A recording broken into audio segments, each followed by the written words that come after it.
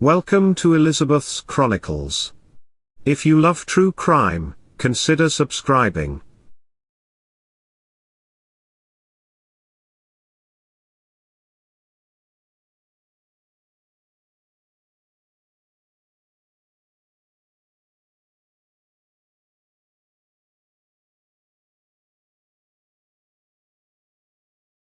Mayfield, Kentucky was showcased on NBC's America's Got Talent back in 2009, when Mayfield native Kevin Skinner was a contestant and later winner.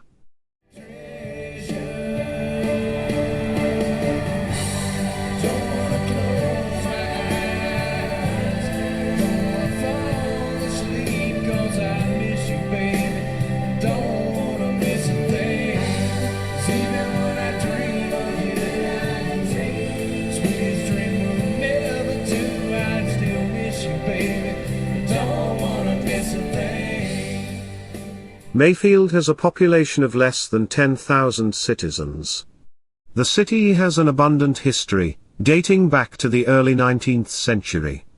It has survived wars and depressions, but has thrived in times of prosperity. Maybe that's the reason Kyle and Ashley Milliken called the quaint little city their home. According to their Facebook profiles, Kyle and Ashley Milliken married on July 15, 2010. Both were born and raised in Mayfield, Kentucky, and attended Mayfield High School. Ashley worked at Premier Portable Buildings while Kyle worked for Railroader Trucking. The couple posted many photos showing love and affection toward each other. In June of 2019, Ashley posted on one photo, "The only thing better than me having you as my husband, is our boys having you as their dad. I love you big." Another post read, "On my own I'm only half of what I could be. I can't do without you. We are stitched together. And what love has tethered, I pray we never undo." They were the proud parents of two boys, KJ, age 13, and Kycone, age 8. The couple was very supportive of their oldest son KJ, an amputee missing the lower half of one leg. Both used a photo frames on Facebook that supports sport camps for children missing limbs, called New Ability Athletes. The couple's Facebook received praise from friends constantly praising the couple. "Your family is just so perfect, girl, I swear," said one such friend. Kycone Bennett Milliken loved playing video games and helping in the garden at his grandparents'. He also played football, baseball, and soccer. He was an honor student at Mayfield Elementary School. KJ dreamed of becoming a pro fisherman. He played basketball, baseball and football. He enjoyed making YouTube videos and playing video games. He was also a student at Mayfield Middle School. The boys were very close and often did things together. Let's take a look at KJ's YouTube channel.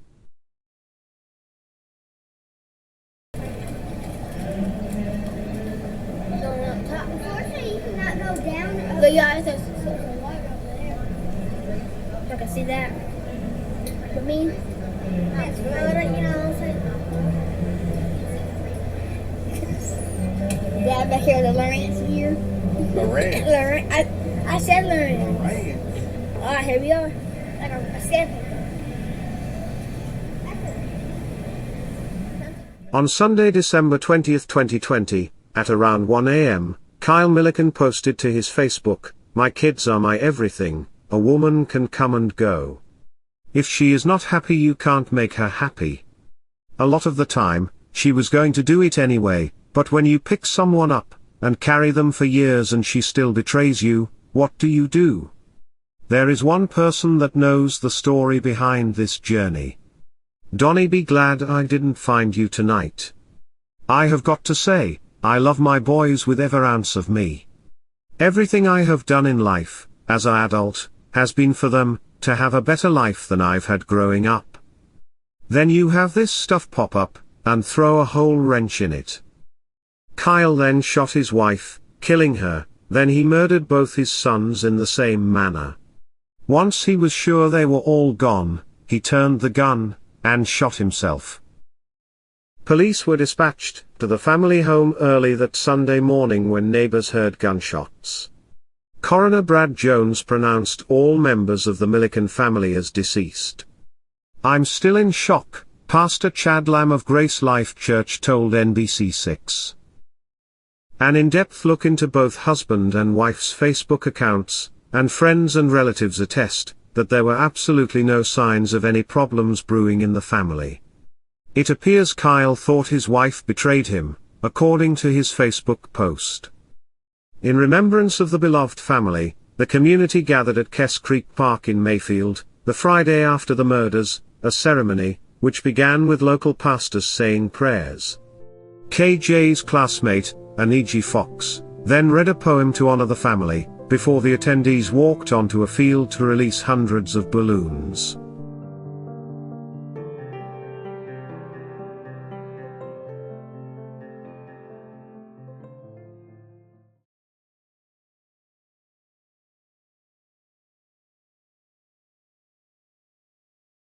Martin Bergen, Marty, was born to parents Michael and Anna on October 25, 1871, in North Brookfield, Massachusetts. They were Irish immigrants who had arrived in the United States just after the Civil War. Michael worked at a local factory making shoes. Martin was one of 6 children born to his parents, and the only son. In his teen years, Marty played baseball for a local team, the Brookfields. One of his teammates was Connie Mack, who would later manage the Philadelphia Athletics for 50 years. Recognized as a great fielder, Bergen tended to obsess about minor issues, and displayed an argumentative personality. This affected his enjoyment of the game. Bergen started playing professionally in 1892, when he served as the catcher for the Salem Witches, of the New England League. He played 59 games for them, batting .47. After their season, he returned to play a few games for the Brookfields, a practice he would continue in later years. He spent the majority of the 1893 season with a team in Northampton, though he also played 3 games for the Wilkes-Barre Coal Barons of the Eastern League. On July 11, still in the midst of the season, he married Hattie Gaines, who had moved to North Brookfield the previous year, to work at a local flour mill. The couple had 3 children, Martin Jr., Florence, and Joseph. They kept their permanent residence in North Brookfield, on Boynton Street. In 1894, Mack became the manager of the Pittsburgh Pirates of the National League. He attempted to draft Bergen, but the contract was voided when the Pirates assigned the catcher to a minor league team, a practice which major league teams were not allowed to do at the time. The minor league team was Lewiston of the New England League, for whom Bergen played even though he was no longer under contract with Pittsburgh, where he played 97 games. Teams were still interested in Bergen again in 1895. This time, they were the Washington Senators of the National League, Major League, and the Kansas City Blues of the Western League, Minor League. Both teams drafted him. Baseball officials sent him to the Blues, where he had an outstanding performance in 1895. However, his extremely moody behavior caused trouble. In the middle of the season, Bergen left the Blues abruptly over a minor disagreement, and did not return for a week. In spite of that, he played 138 games for the club, batting a .372 with 118 runs scored, and 188 hits. Kid Nichols, who was from Kansas City, recommended the player to Frank Selly, manager of the Boston Bean-Eaters. The team drafted Bergen, and was excited for the 1896 year, though team owner Arthur Soden had to go to North Brookfield to assure Bergen he was wanted and valued by his new team.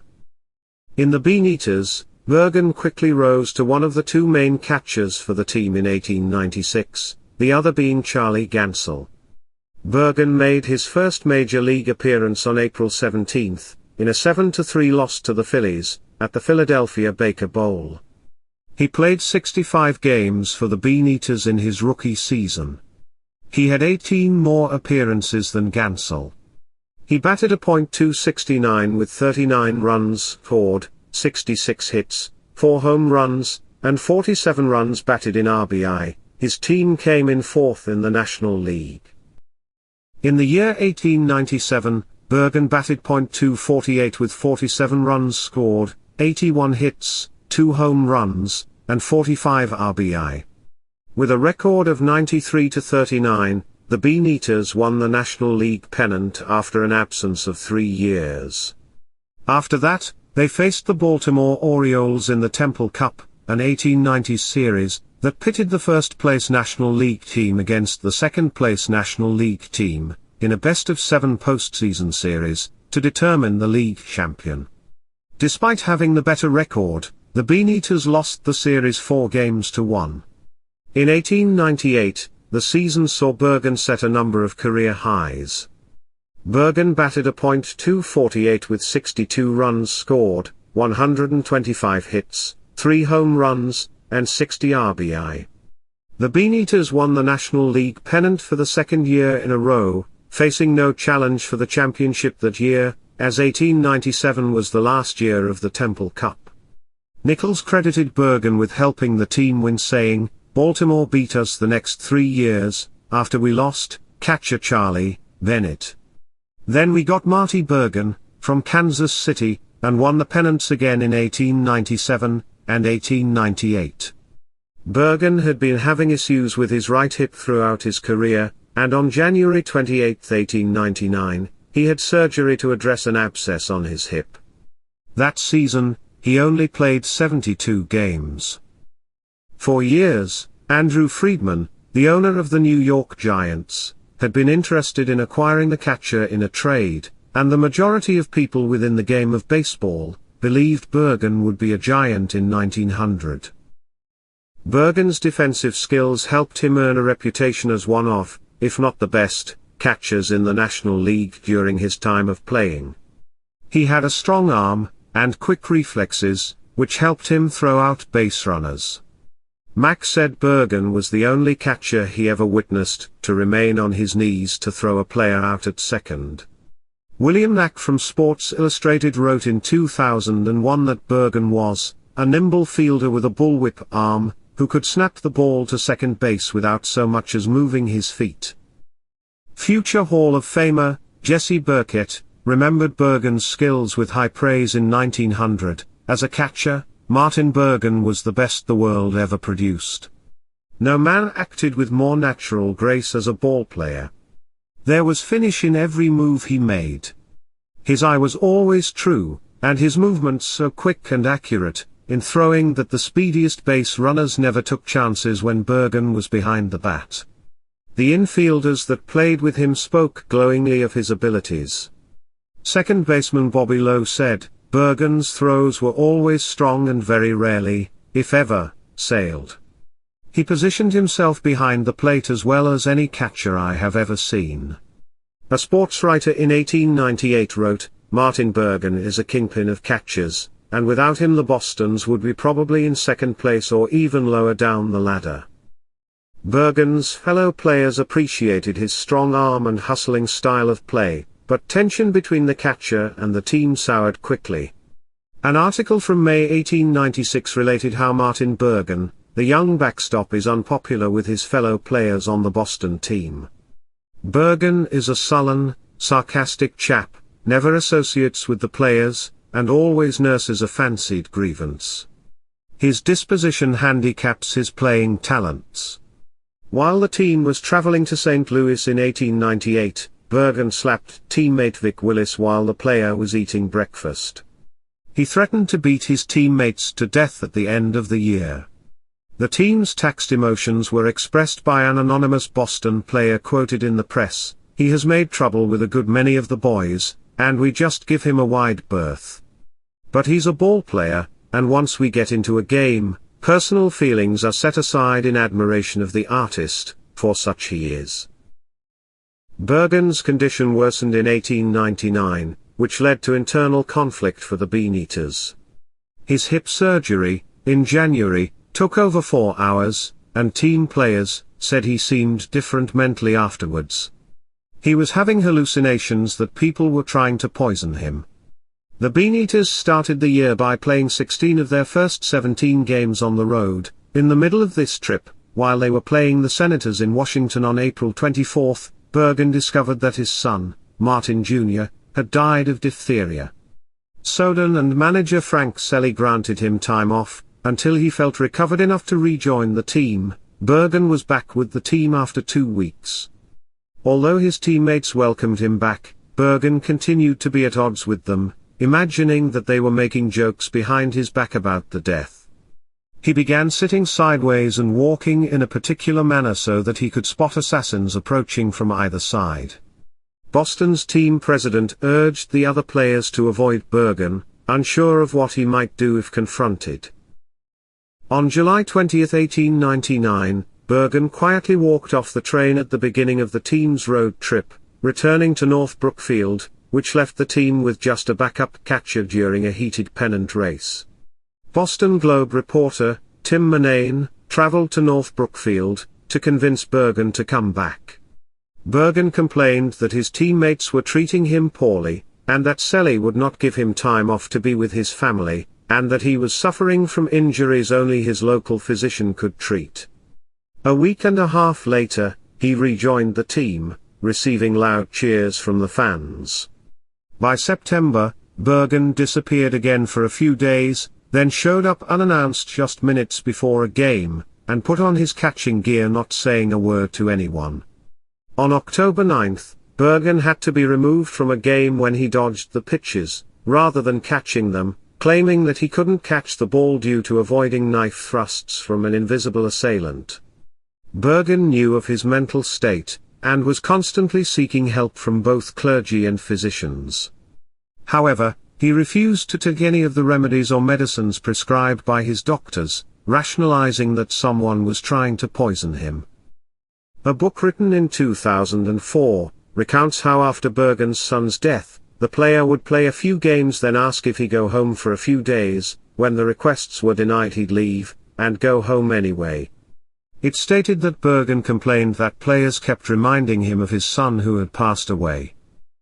Many of his teammates were completely avoiding him by the end of that year, and quite a few players stated they would not be back to the Bean-Eaters in 1900, if Bergen was still on the team. In January of 1900, at his home in North Brookfield, Massachusetts, the 28-year-old Bergen was found dead. Nearby neighbors were shocked, and said there were no warning signs. Many stated they had seen him, before the horrific events unfolded, and recalled him as unusually cheerful and pleasant when speaking with them. The neighbors also stated how devoted he always was to his wife. The medical examiner reported that Bergen killed his wife, and 2 children with an axe, then using a straight razor forcefully cut his own throat. The bodies were discovered by Bergen's own father. According to the New York Times, Bergen's 3-year-old son was lying on the floor with a large wound in the head. Mrs. Bergen's skull was forcibly crushed, having evidently been struck more than once. His 6-year-old daughter was found on the kitchen floor next to her father. She also suffered a number of savage blows to her head. Bergen's throat had been cut with a razor, and his head was nearly severed. After examining all accounts, the Harvard Medical School's Dr. Carl Salzman felt that Bergen was more than likely a schizophrenic, with possible manic depression. His death ended Bergen's an extraordinary career after only 4 seasons. He played in 344 major league games for the Bean-Eaters, 337 of which in the catcher position. He had a career batting average of .258, with 180 runs scored, 339 hits, 69 extra base hits, 10 home runs, and 176 RBI. Bergen received several Hall of Fame votes in 1937-39, but not enough to be elected. Sports writer Joe Posnanski mentioned this when he argued that the Hall of Fame needs to eliminate the character clause from its membership requirements. The family were all buried at St. Joseph's Cemetery on Bell Street in North Brookfield. The graves remained unmarked for several years. In 1934, Mac and George M. Cohen, both of whom had family ties to North Brookfield, assisted in raising funds to erect a granite memorial to Bergen. The inscription reads, "In memory of Martin Bergen, 1871 to 1900. Member of the Boston National League Club. Erected in appreciation of his contribution to Americans' national game." Both Kyle Milliken and Martin Bergen felt murdering their entire family was their only solution. With Milliken, it appears he felt his wife had cheated on him. Instead of a divorce or possibly forgiving and attempting to salvage his marriage, he left obliterating his family was a better option. It's unclear if his wife actually did cheat on him. With Martin Bergen, despite a very successful baseball career, his mental illness was left untreated, and the end result was the demise of his family at his own hands. That concludes this episode of Family Annihilators Who Predate Chris Watts, Volume 4. If you enjoyed this video, hit that like button. Keep your eye out for Volume 5, coming soon. Thanks for watching.